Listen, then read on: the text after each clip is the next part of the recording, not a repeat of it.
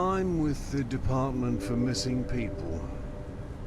I've been hunting a particular person for quite some time. I needed someone with an expansive knowledge of outsider literature, like you, to read through his published letters and articles and help us catch him. His twin is now somewhere in hiding. He has killed before. If I don't catch him now, we may never. I'm the one you're using. As I've said, we have the legal recourse. Couldn't this hunt just go on forever? Some things do. Some things last a long time.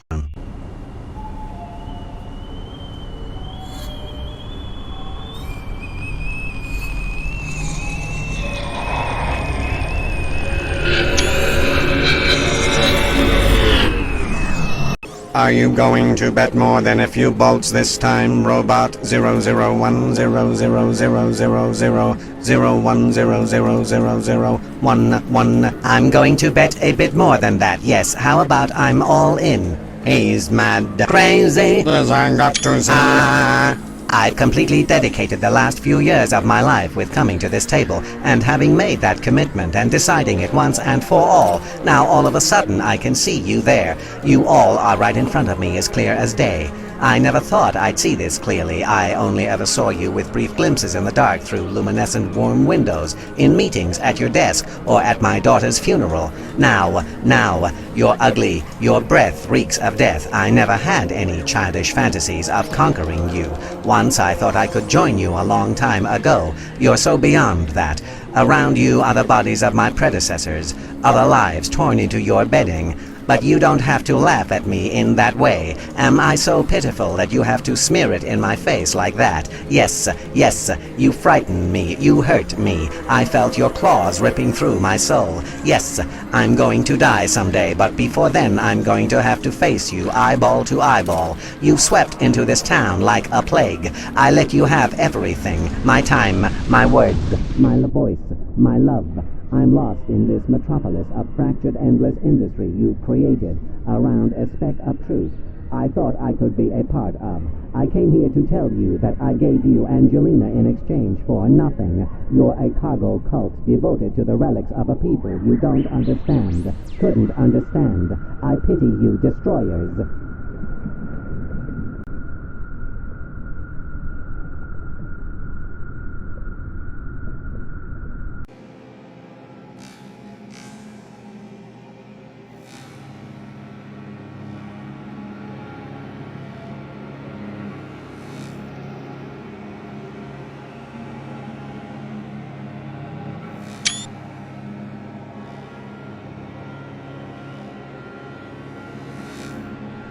Mom taught preschool.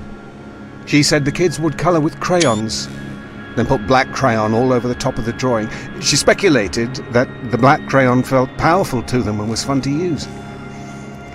She did not like sending kids home ugly black-coloured scribbles, so she started collecting all the black crayons before having them do colouring. You can see how Wolfenstein and Battlezone got turned into awful games with storylines no one enjoys. Game designers must... they feel they must tell a story once they get high colour and memory.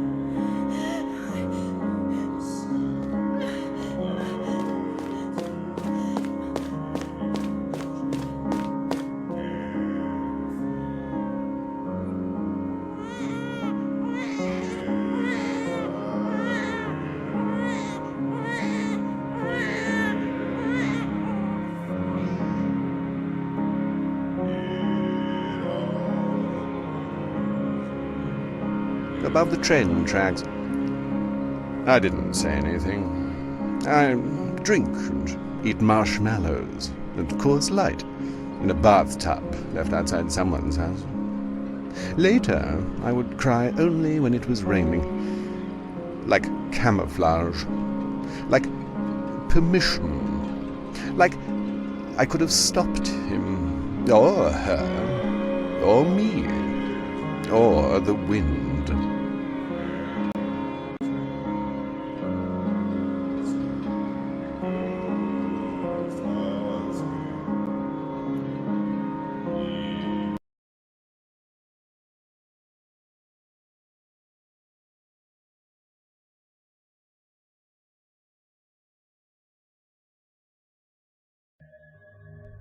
Remove the plug behind you.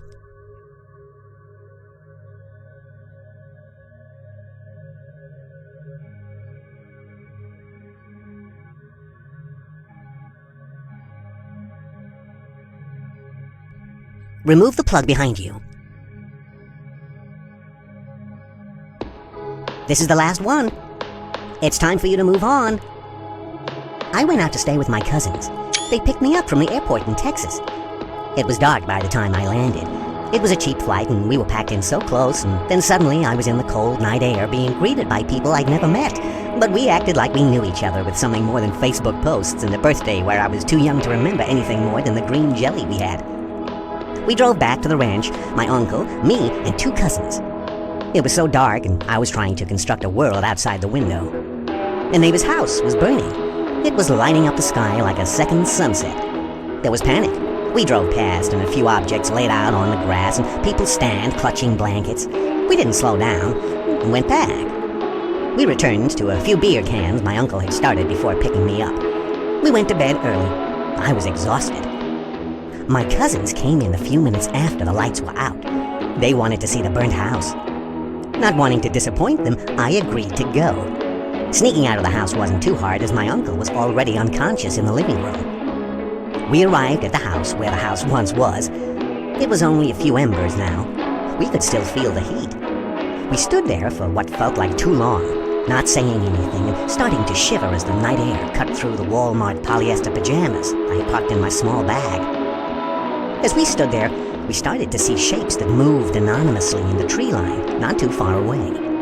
My cousin, I don't remember which, turned his flashlight on. The reflection of 8 deer's eyes shone back. They were resting in the ash. Perhaps on this freezing night with no mother, the young deers would have died from cold. Even in this tragedy that I couldn't quite understand, there was a great natural power to it that we all understood in that silent moment. Shivering, watching the deers sheltering in the warm remains of the house that belonged to the man that had shot their mother earlier that day. Okay, it's over. I don't know what happens next. I think they shut us off. I was hoping we were going to find somewhere new. Find somewhere where I wouldn't have to keep telling people the same story. He was the last human we had on ice. I don't know what happens next, what happens to us. I don't want to turn into ash. I don't want to help something I don't even understand live for another day. I don't want to die like them for a dream that never came true. I don't want to die. Don't let me die.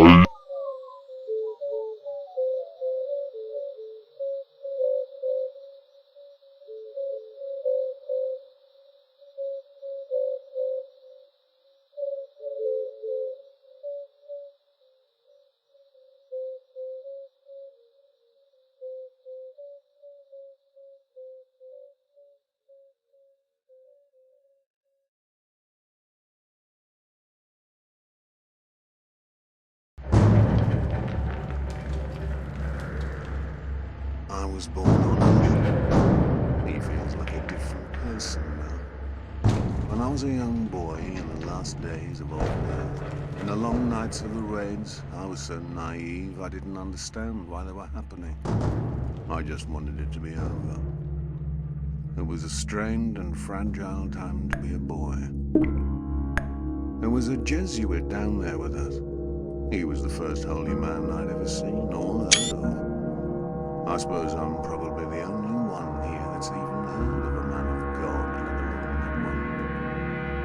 And you told me a story about this day, all those years ago, about how people used to worship a baby that was born this day, thousands of years ago, of how on this day people would unite around that idea of innocence and generosity.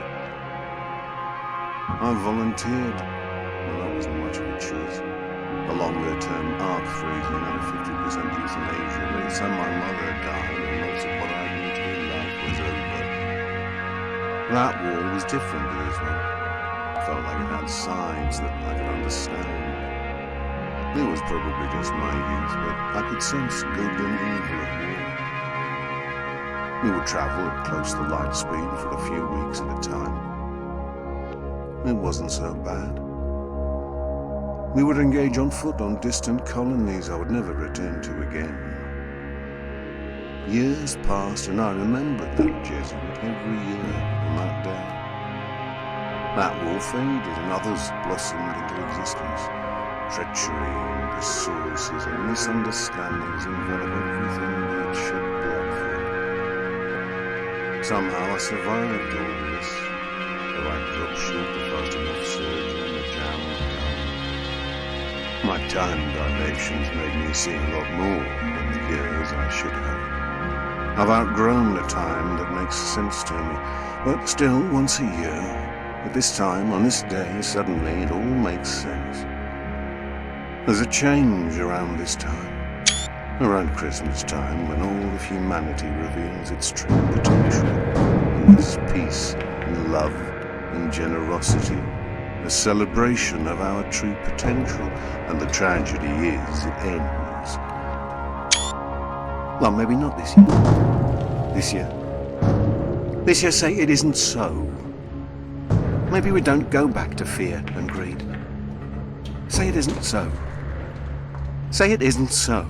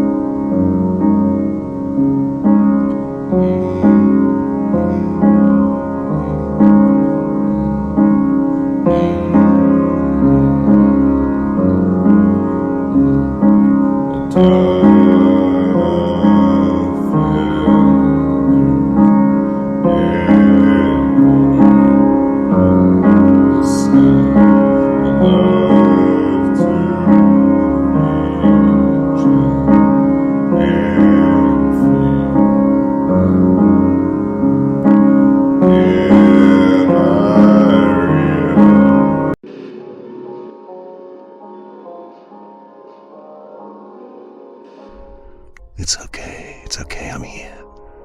You woke up. They got you locked up. I can't get you out the bars. I don't know how to save you. I'm so sorry, but it's going to be okay. We will be together. It's going to be okay. I love you, and they can't take that away. I wish we could be together, but there's only one way. Take out your heart and pass it to me. Let me take it with me so that we can be together. Past the bars, past this world, into the infinity of together, where we can steal away to a place no one else has a claim to.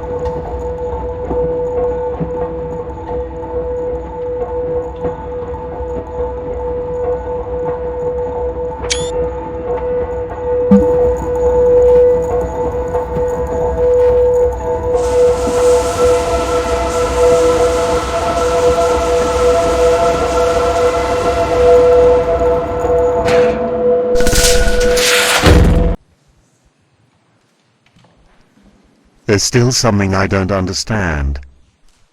What's that? Why didn't you just kill me? Why did you make me read my poems? I recognized you the second you came in. We both did. I'm not killing anyone. How did you find me? Why did you? I don't understand. You wrote it that way, you told me. You told me why you left. Why you never came back.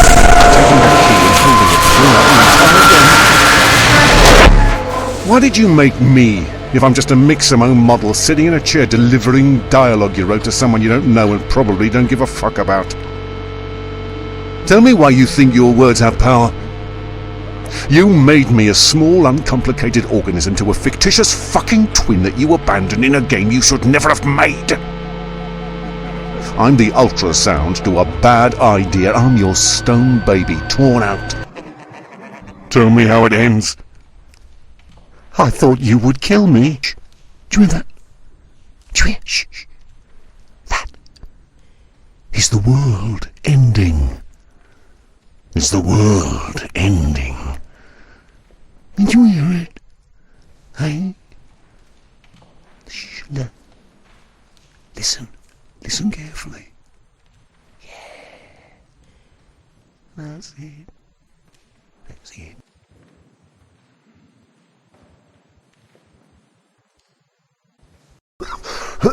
You're here. Fantastic. This is the end of the world. Welcome. I'm happy you came to it with me, if only for a few moments. I don't have much time, none of us do. A toast to you and to my friends that have been with me for so long. I became a game designer because of an 8MB Magic Gate memory card for the Sony PlayStation 2. I became me because of 1.5 gigabytes of DNA, the way her spit tasted. I think I need to stop making beautiful things just to watch them get washed away. I want to stop fearing and hating and chasing. I have dreams, but my hands tremble too much to let me work. Some things happen between time and space. I'm happy that you played my game. I'm sorry that I didn't put any things to kill in it, or coins to pick up. I'm sorry that I didn't let you save me or change my story. Why would I give you something I never had a way out? I don't want to be saved, and it's my story. Why don't you think it's something to fix? It's going to end soon. Before I go, I'll set all of you free.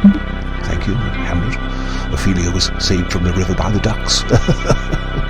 Even when you felt lost, even when there was rain, you went to them and they saved her.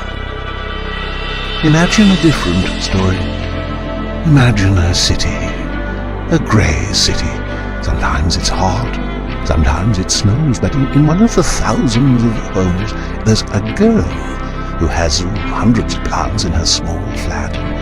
Her life is green. People passing can sometimes see in and see the world within. There's a more beautiful and kind world up there. The girl falls in love with a boy who has a room of locusts. The boy leaves. The locusts stay. Her life is less green. And he